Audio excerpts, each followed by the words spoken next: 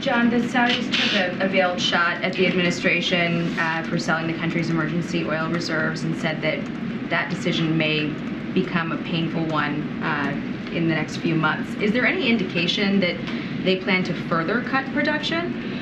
I'd have to refer you to them, Jackie. I don't have insight into what their future decisions will or won't be. What we did propose that they not make a decision right now and wait until the next scheduled meeting, which was very early next month.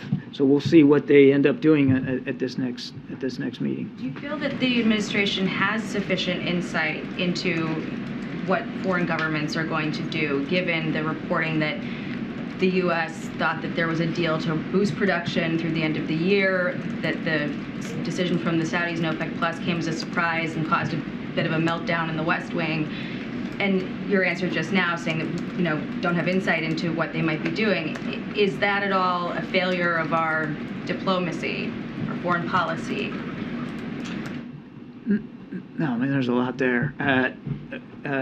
First of all, we didn't have a meltdown. Secondly, while we can't predict perfectly what OPEC Plus is going to decide to do, we're not part of that cartel.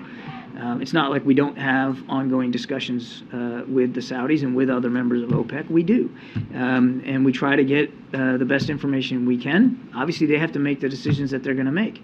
So we'll see where they go on this next meeting. What I can speak to is President Biden's priorities, and that's making sure that we continue to keep the price going down and to reduce the pain at the pump for the American people, and to try to do what we can in a measured, deliberate way to help better balance supply and demand inside the global market. And it is a global market, and I think that sometimes gets forgotten. What are we doing to increase the supply of diesel, given that the Energy Information Administration said as of October 14th, the U.S. only had about a 25-day supply? You have the Northeast and New York already rationing home heating oil. What are we doing to prepare for the winter and to ramp up supply of diesel?